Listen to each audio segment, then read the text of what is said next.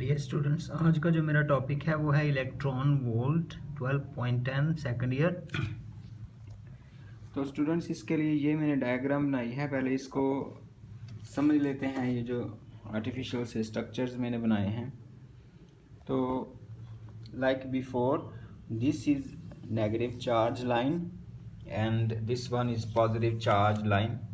तो इस लाइन में जो है वो नेगेटिव चार्जेस रखे गए हैं, इस साइड पे जो है वो पॉजिटिव चार्जेस रखे गए हैं। ठीक है स्टूडेंट्स, अब हमारे पास एक टेस्ट चार्ज है Q not. Just for example वो इनिशियली इधर है, तो इसके ऊपर जो है मैं आपको ऑलरेडी बताया था, मैं दोबारा से वो बता देता हूँ आपको। पॉजिटिव और नेगेटिव में अट्रैक्शन होती है और पॉजिटिव में रिपल्शन होती है। तो स्टूडेंट्स, जस्ट फॉर एग्जांपल, अगर ये चार्ज इधर पड़ा हुआ है, इसके ऊपर इलेक्ट्रोस्टैटिक फोर्स जब ये फ्री मूव कर रहा है तो वो डाउनवर्ड है, इस तरफ है, क्योंकि electric lines of force positive से शुरू होती हैं और नेगेटिव की तरफ चलती हैं। इधर से शुरू होंगी और इधर को आएंगी इलेक्ट्रिक लाइंस ऑफ फोर्स। तो उसी तरह ये भी जो है वो डाउनवर्ड मूव करेगा, क्योंकि ऊपर पॉजिटिव से उसको रिपल्शन मिलेगी और नीचे अट्रैक्शन है तो इधर मूव करेगा। से फॉर एग्जांपल, इस टेस्ट चार्ज क्यू नॉट को मैं इधर से एक्सटर्नल फोर्स लगाता हूं जो कि इलेक्ट्रिक फोर्स के ऑपोजिट डायरेक्शन में है, और उसको मूव करवा के इधर तक ले जाता हूं मैं, just like somewhere like here, और उसको होल्ड करके रखता हूं मैं। अब ये जितना भी वर्क डन मैंने उसके ऊपर किया था उसमें हो गया है स्टोर। किस फॉर्म में स्टोर हो गया इसमें? In the form of potential energy, और उसका नाम आज है इलेक्ट्रिक पोटेंशियल एनर्जी। मैंने उस पर वर्क डन किया, यहाँ से मैंने उसके ऊपर एक एक्सटर्नल फोर्स लगाई अपवर्ड डायरेक्शन में और उसको इधर शिफ्ट कर दिया, उसने डिस्प्लेसमेंट कवर किया, उसमें जो है वर्क डन हो गया store in the form of electrical potential energy, क्योंकि वर्क और एनर्जी का जो यूनिट होता है वो सेम होता है। और इस चार्ज का चूंकि इसमें अब इलेक्ट्रिकल पोटेंशियल एनर्जी इस पॉइंट पे ज़्यादा है, क्योंकि वर्क डन किया गया है, एनर्जी उसकी बढ़ गई है। इस पॉइंट पे जब वो था तो उसकी एनर्जी कम थी, वर्क डन नहीं हुआ था, तो एक्स्ट्रा जो एनर्जी उसके पास आई है वही इक्वल टू वर्क डन के इक्वल है। तो वर्क डन जितना भी हुआ है वो उसकी इंक्रीज इन पोटेंशियल एनर्जी बन जाएगा। अब वो पोटेंशियल एनर्जी नज़र तो आ नहीं रही, किधर गई है वो इसके अंदर in the form of a tendency मौजूद होगी। इसके पास अब टेंडेंसी मौजूद है कि ये इस जो ही आप इसको रिलीज़ करेंगे ये मूव करेगा। तो अगर ये मूव करेगा तो शुरू में इसकी जो मूवमेंट है कुछ इस तरह से है, स्लो होगा। जैसा कि जस्ट फॉर एग्जांपल, अगर ये शुरू में ऐसे है तो आस्ते आस्ते मूवमेंट तेज़ होगी। जितना ज़्यादा करीब आएगा नेगेटिव प्लेट के उतनी ज़्यादा उसकी स्पीड बढ़ जाएगी। तो जब वो उसको टच कर जाएगा नेगेटिव प्लेट को, तो या उसके बिल्कुल करीब आ जाएगा, तो उसकी पोटेंशियल एनर्जी तो खत्म हो जाएगी, लेकिन जस्ट बिफोर टचिंग और just before reaching the negative plate उसकी काइनेटिक एनर्जी मैक्सिमम है। तो आपको पता है loss of potential energy is equal to gain in kinetic energy.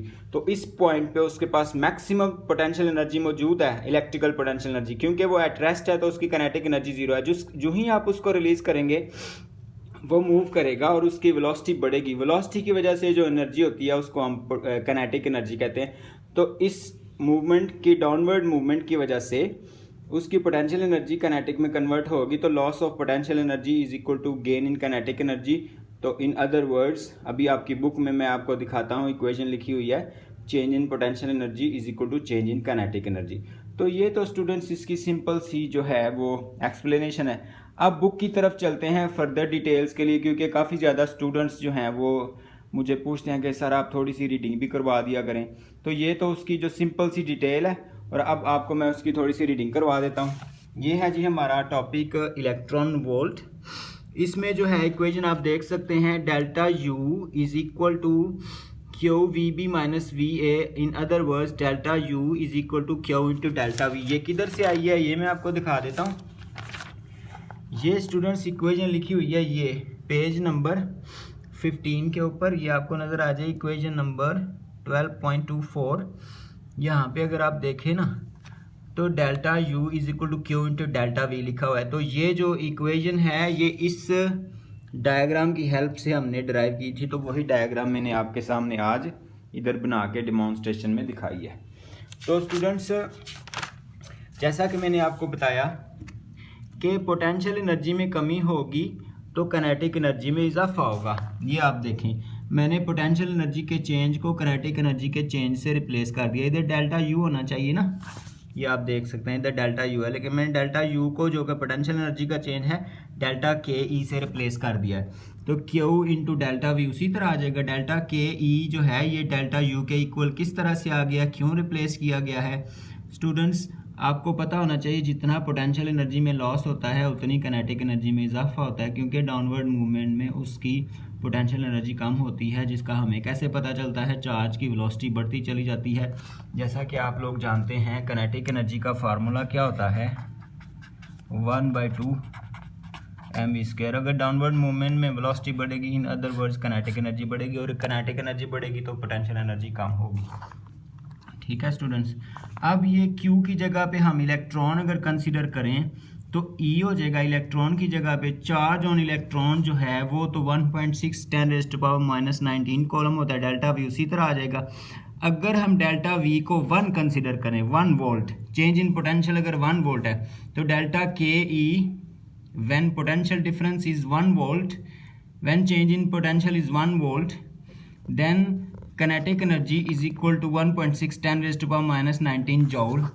अब ये देखो, the amount of energy delta K E which is equal to 1.6 10⁻⁻19 joule is called 1 electron volt and is denoted by 1 electron volt. It is defined as, इसको define करने के दो तरीके हैं, या तो आप चार्ज को इधर से ऊपर लेकर जाएं और पोटेंशियल डिफरेंस जो है वो आप प्रोड्यूस करें 1 वोल्ट का, यानी पोटेंशियल बढ़ा दें, या फिर ऊपर से नीचे लेके आए, पोटेंशियल डिफरेंस प्रोड्यूस होगा लेकिन इस वक्त कमी की सूरत में होगा। दोनों सूरतों में जो काइनेटिक एनर्जी है वो तो जी 1 इलेक्ट्रॉन वोल्ट होगी। ऊपर जाते हुए पोटेंशियल एनर्जी में इजाफा होगा, नीचे आते हुए काइनेटिक एनर्जी में इजाफा होगा।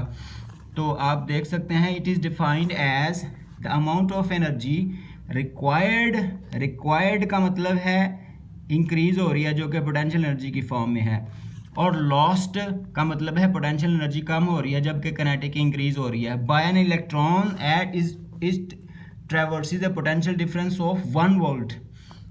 दोबारा से सुन लें, अगर आपने इलेक्ट्रॉन को इधर से उठाया ऊपर लेके जा रहे हैं तो 1 वोल्ट का चेंज इन पोटेंशियल आया है, इस वक्त उसकी एनर्जी में इजाफा हुआ है पोटेंशियल एनर्जी में, तो ये भी पॉसिबल है। और अगर वो ऊपर से नीचे आता है और 1 वोल्ट कमी होती है तो ये भी पॉसिबल है। तो उसने 1 वोल्ट चेंज से गुजरना है, चाहे कमी में या इजाफे में, तो उस वक्त जो एनर्जी होगी वो होगी 1 इलेक्ट्रॉन वोल्ट।